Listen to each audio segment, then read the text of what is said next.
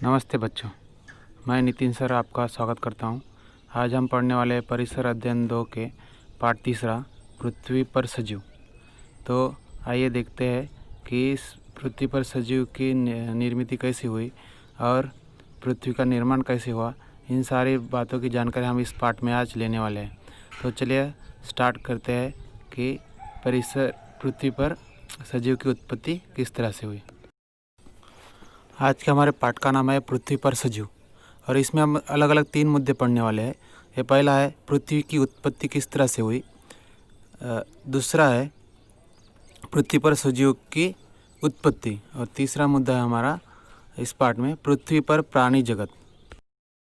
तो चलो आज देखते हैं कि हम पृथ्वी की हमारी उत्पत्ति किस तरह से हुई और इसके बारे में हमें आज इस पाठ में हम पढ़ने वाले हैं। हम सभी के मन में कुछ प्रश्न उत्पन्न होते हैं, जैसे कि हम जिस पृथ्वी पर रहते हैं उस पृथ्वी का निर्माण कैसे हुआ, वह जैसे अब है क्या वह पहले वैसी ही थी अथवा उसमें परिवर्तन हुआ। यदि परिवर्तन हुआ तो उसमें निश्चित रूप से कौन से परिवर्तन हुए। वैज्ञानिक अनुसंधान के आधार पर यह माना जाता है कि लगभग 4.5 अरब वर्ष पूर्व अति तप्त गैस और धूलि से मिलकर बना एक विशाल और प्रचंड गतिमान बादल अंतरिक्ष में निर्मित हुआ। उसकी वेगवान और चक्राकार गति के फलस्वरूप उसके टुकड़े टुकड़े हुए और सूर्य तथा सूर्य के चारों ओर घूमने वाले ग्रहों का निर्माण हुआ। उनके नाम इस प्रकार है, पहला है बुध, दूसरा शुक्र, तीसरा पृथ्वी, चौथा मंगल, पांचवा गुरु, छठवां शनि, सातवां यूरेनस और आठवां नेपच्यून।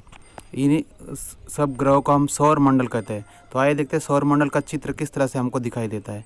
ये देखो सौर मंडल का चित्र आपको आपके सामने दिखाई दे रहा है। सौर मंडल के सभी ग्रह सूर्य के चारों ओर अपना चक्कर लगाते रहते हैं और हमारी पृथ्वी भी इन्हीं सूर्य के चारों ओर चक्कर लगाती रहती है।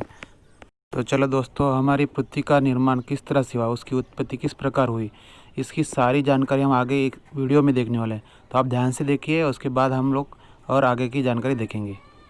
दोस्तों, पृथ्वी की उत्पत्ति कैसे हुई, पृथ्वी पर जीवन की शुरुआत कैसे हुई, प्रारंभ में पृथ्वी की संरचना कैसी थी, ये ऐसे कई सारे सवाल है जो आपके दिमाग में चक्कर लगा रहे और आप इन सवालों का जवाब ढूंढने की कोशिश कर रहे हैं। तो आप ये वीडियो बिल्कुल सही देख रहे हैं। हम आज इस वीडियो में आपको इन सारे सवालों का जवाब देंगे। आप ये वीडियो पूरा जरूर देखिएगा। दोस्तों, पृथ्वी की उत्पत्ति के बारे में जानने से पहले आपको आज से लगभग 5 बिलियन साल पहले चलना होगा। हमारे सौरमंडल के निर्माण के साथ ही पृथ्वी का निर्माण शुरू हुआ। आज से करीब 5 बिलियन वर्ष पहले अंतरिक्ष में बहुत सारी गैसों के एक साथ मिलने से बहुत बड़ा धमाका हुआ था। उस धमाके के कारण बहुत बड़ा आग का गोला निकला था, जिसे आज हम सूर्य के नाम से जानते हैं। उस धमाके की वजह से आग के गोले के चारों ओर धूल के कण फैल गए। वहां पर ग्रेविटी यानी गुरुत्वाकर्षण बल का प्रभाव होने के कारण ये धूल के कण छोटे छोटे पत्थरों में तब्दील होने लगे। ये पार्टिकल सूर्य के चारों ओर चक्कर लगा रहे थे और ग्रेविटी की वजह से यह पार्टिकल आपस में जुड़ रहे थे, जो सूर्य से थोड़ी दूर जाकर काफी सारे कण एकत्रित हो रहे थे, मतलब कि ग्रह का रूप ले रहे थे। यह कण सूर्य से दूर जाकर एकत्रित होते रहे और सौरमंडल का निर्माण होता गया। इसी प्रकार सौरमंडल में मौजूद सारे ग्रहों का निर्माण हुआ, जिसमें हमारी पृथ्वी भी उपस्थित है। अब तो आप समझ गए कि हमारे सौरमंडल का निर्माण कैसे हुआ। अब बात कर लेते हैं कि पृथ्वी की उत्पत्ति कैसे हुई। वैसे तो आप पृथ्वी की उत्पत्ति के बारे में सौरमंडल के निर्माण से समझ गए, मगर फिर भी इसके बारे में आपको विस्तार से बताएंगे। इस प्रकार से पृथ्वी के मूलभूत ढांचे का निर्माण हुआ। करोड़ों सालों तक ग्रेविटी पत्थरों और चट्टानों को आपस में जोड़ती रही। उस टाइम काफी सारे ग्रह सूर्य का चक्कर लगा रहे थे और चट्टानें आपस में टकराने की वजह से धरती एक आग के गोले के रूप में उभर कर सामने आ रही थी। मगर एक समय ऐसा आया जब चट्टानों का आपस में टकराना बंद हो गया। जब नई नई धरती का निर्माण हुआ था, उस वक्त हमारी धरती बहुत ही गर्म थी। धीरे धीरे समय बीतने के साथ साथ पृथ्वी ठंडा होना शुरू हो गई। पृथ्वी ने गुरुत्वाकर्षण बल की वजह से कुछ गैसों को अपनी ओर खींचकर धरती के बाहरी लेयर का निर्माण किया। सबसे पहले पृथ्वी पर कुछ नहीं था, वह केवल एक आग का गोला थी। उस समय पृथ्वी पर कुछ था तो केवल उबलती हुई चट्टानें, कार्बन डाइऑक्साइड, नाइट्रोजन और जल वाष्प। उस टाइम हम कुछ पल के लिए जीवित भी नहीं रह सकते थे। दम घुटकर मौत हो सकती थी और कठोर सतह भी नहीं थी, केवल उबलती हुई आग थी। ऐसा कहा जाता है कि प्रारंभ के दिनों में मंगल ग्रह जितना बड़ा ग्रह पृथ्वी से आकर टकराया था। उस ग्रह का नाम थिया था। थिया और अर्थ के टकराव से अंतरिक्ष में गए मलबे के इकट्ठा होने से चंद्रमा का निर्माण हुआ और इसी टकराव से धरती अपने अक्ष पर 23.4 डिग्री तक झुक गई, जिससे पृथ्वी पर मौसम में बदलाव आना शुरू हुआ। लेकिन पृथ्वी के क्रस्ट के नीचे वाले भाग वाले लेयर में टेक्टोनिक प्लेट्स के टकराव और घर्षण से बड़े बड़े पहाड़ और ज्वालामुखियों का निर्माण हुआ। दोस्तों, ज्वालामुखी से निकलने वाली गैस और भाप ने पृथ्वी पर वातावरण को क्रिएट किया। पृथ्वी से टकराने वाले कई पिंड और चट्टान बर्फ के थे। ये पिंड सौर मंडल के बाहर के क्षेत्र वाले थे, जिस वजह से पृथ्वी पर पानी अस्तित्व में आया। दोस्तों, आज से लगभग 4.5 अरब वर्ष पहले धरती का स्वरूप एक दहकते हुए अग्नि के गोले से बदलकर शीतल सख्त चट्टानमयी गोले के समान हो गया। पृथ्वी की उत्पत्ति और उसके ऊपर जीवन का विकास एक बड़ी विचित्र कहानी है। भारतीय वेद पुराणों की माने तो पृथ्वी और ब्रह्मांड के अन्य पिंडों की उत्पत्ति भगवान विष्णु ने की है।